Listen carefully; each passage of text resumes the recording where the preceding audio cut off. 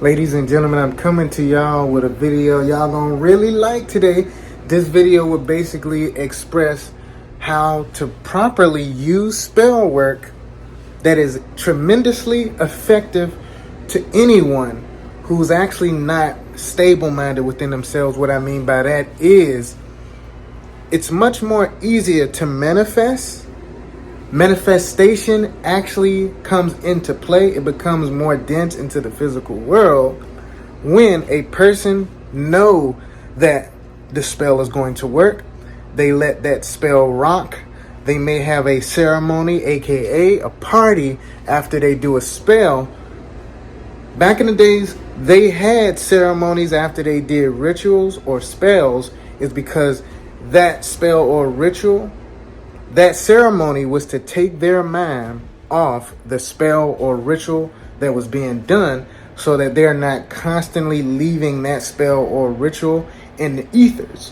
When you're constantly thinking, you have to understand that wonder, thinking, is all relative to it being in the spiritual world, aka the astral world. So when you are not wondering or thinking about if your spell or ritual is working, the whole point of the ceremony was to take their mind off of the spell or ritual that they did, so that it can manifest into the physical world.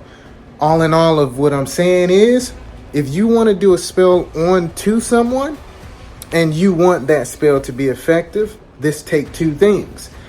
This is to take your mind off the spell or ritual that you did onto a person.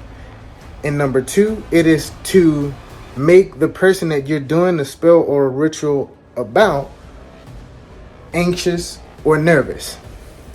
Yes, guys, they may sound devious, but you got to understand, when a mind is confused, when a mind is not stable, it's easier for a spell or ritual to manipulate the person's mind. So what I mean by this is, if you have a person who you know is fucking with you, you tired of it, your mind is stable, you did the spell, you did the ritual towards this person. You decide that you want to have a conversation with this person that's actually annoying the fuck out of you.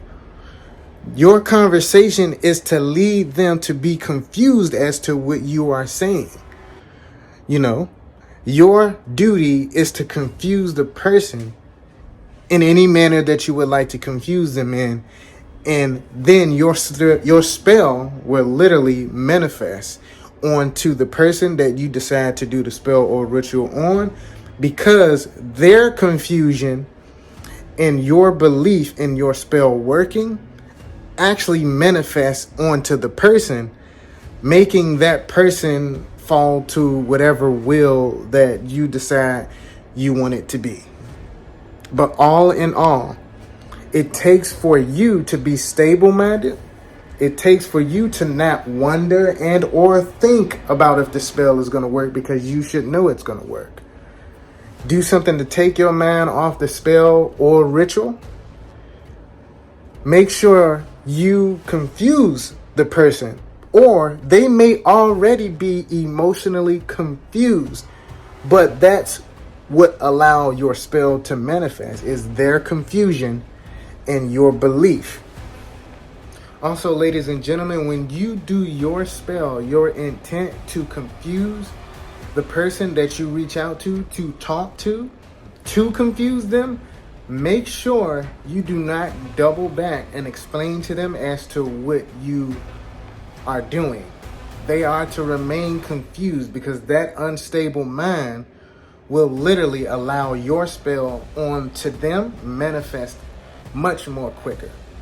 That confusion is easily and simply, it allows other spirits to connect to that person's mind and overshadow their consciousness. So in relative to Naruto Shippuden, this is a Genjutsu. A Genjutsu is the reaction of you making contact with a person, no matter if it's physical contact, no matter if it's eye contact, or you simply make eye contact with them and you cause confusion to them without explaining what that confusion is, because you don't want them to be stable-minded in understanding what you explain to them, or understanding that they shouldn't be confused. Their confusion allows your spell to manifest, literally.